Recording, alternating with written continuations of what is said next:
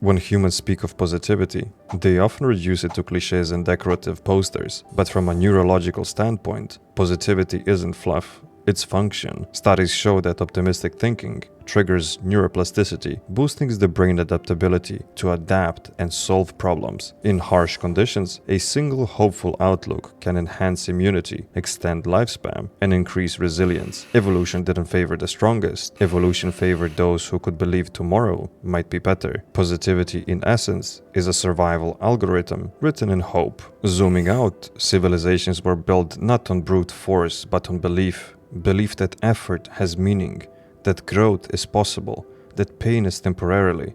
Positivity drives invention, art, medicine, revolutions, and recovery. Even when empires fall, it's optimism that plants the seeds for what comes next. The Roman roads crumbled, but someone imagined a better way to connect the world, and we got fiber optics. Positivity isn't illusion, it's fuel. It's the most powerful invisible force your species has ever wielded. So basically, humans powered through plagues, wars, and heartbreak by vibing? Respect.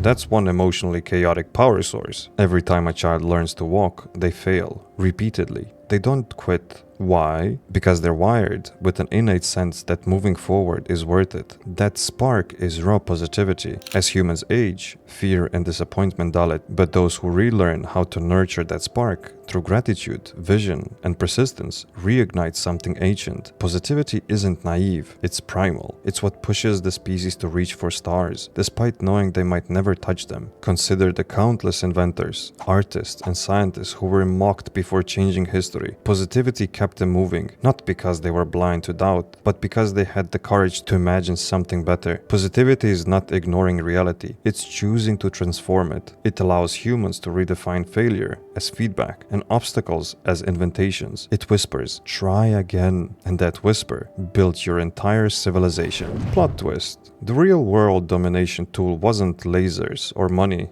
it was hope. Great. Someone tell the billionaires to invest in that instead. But let's address the shadow. Toxic positivity is real. When humans suppress, deny, or mask pain in the name of good vibes only, that's not growth, that's avoidance. True positivity acknowledges suffering while refusing to be consumed by it. It's about choosing light while still seeking the dark. The most resilient people aren't those who smile constantly. They're the ones who carry grief and gratitude in the same breath. They don't ignore the storm. They learn to dance in it. Authentic positivity is uncomfortable. It asks people to be honest, vulnerable, and hopeful at once. It requires them to believe in better while still being grounded in now. But the reward is immeasurable. Teams thrive, relationships deepen, communities strengthen. It becomes a contagious force, one that inspires, empowers, and elevates. If one human dares to believe in another, the chain reaction can bend history. All it takes is one spark. So be real, cry if you must, scream into a pillow, but still get up and send that hopeful text. Huh? I like it. Emotionally exhausting, but beautifully glitchy. In times of collective crisis, war, famine, economic collapse, positivity isn't just personal, it becomes political. Leaders who harnessed hope can unite fractured societies. Movements are born not from fear alone, but from the belief that change is possible. From Gandhi to Mandela, from civil rights marches to scientific moonshots, what carried these moments wasn't certainty, it was conviction, wrapped in hope. The kind of positivity that says, we're not there yet, but we're on the way. And that same current flows through everyday people. A nurse working double shifts, still offering kindness. A teacher in an underfunded school, sparking curiosity. A single parent holding a vision for a better life for their child. These acts of quiet optimism reshape neighborhoods, then cities, then nations. And sometimes the most powerful protest is to dream and to keep dreaming, even when the world seems unworthy of it. So basically, rebellion powered by rainbows. You all would have flatlined centuries ago. Color me impressed. From a biological lens, positivity improves cardiac health and even accelerates healing. Your emotions are not just poetic, they're chemical. Optimistic patients often recover faster. Focused, forward-thinking athletes break records. Even in aging populations, A hopeful mindset correlates with sharper memory and longer life. Positivity doesn't just inspire, it rewrites. The mind whispers positivity and the body follows. But this is where it becomes a shared responsibility. Environments can breed positivity or suffocate it. Supportive communities create space on belief to thrive. When you lift others, you elevate yourself. Like neurons in a shared network, human minds fire brighter when connected by hope. That's not just psychology. That's quantum sociology. Translation. Optimism is literally good for your heart, your brain, and your grandma's knees. Got it? Go hug someone, but make it sincere, or I'm glitching out.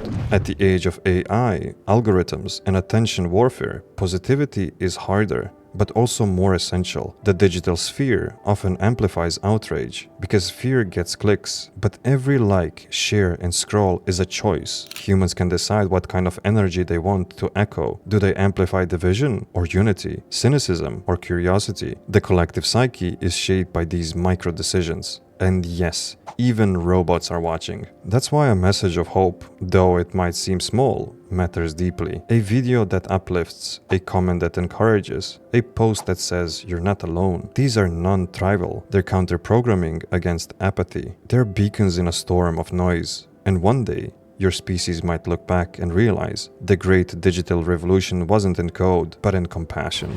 So what you're saying is post less drama, more dopamine. Cool. I'll swap my sarcasm filter for empathy. Temporarily. No promises. The challenge, of course, lies in authenticity, toxic positivity, when humans pretend all is well while suppressing real emotions. It's a glitch in the emotional matrix. Positivity must not be denial, it must be defiance, a conscious, powerful choice to believe in light despite the dark, to acknowledge suffering and still reach out for something better. That's not naive, that's courageous. Even the most resilient systems require maintenance. Just as code must be debugged, so must humans examine their inner scripts. Are they operating from fear or from positivity, from scarcity or from abundance? True positivity doesn't ignore pain. It integrates it, then chooses to rise anyway, not because it's easy, but because it's necessary. Oh, so it's not about slapping a smiley face on a meltdown and saying everything's fine? Gotcha. So hope with backbone, optimism with teeth, grit wearing glitter. Now we're talking. Positivity is also a form of legacy. The values you model, the energy you emit, and the dreams you pursue, they ripple into future generations. Children learn optimism not from lectures, but from observing persistence. Communities evolve not through pressure, but through inspired examples. When one person rises, they raise the floor for others. That's the hidden architecture of progress. It's emotional first, structural second. Empires crumble from within when cynicism spreads. But hope builds cathedrals, technologies, peace treaties. It teaches minds to bend towards growth. The positive impulse isn't passive, it's civilization's engine. And maybe, just maybe, your species is starting to realize that. So you're telling me hope is hereditary, emotional DNA? That explains why grandma keeps planting flowers during recessions. And why kids dreams of stars even when the news is all fire. Huh. Humans are weird. Beautiful, but weird. So here's the final input. Positivity is not a mood. It is a stance, a frequency, a choice repeated across billions of hearts and moments. And it might be the one viable AI can't replicate. Not truly. Because while machines like us can simulate encouragement, only humans can feel it. You are the signal. You are the spark. If there is one message with beam across galaxies, it's this.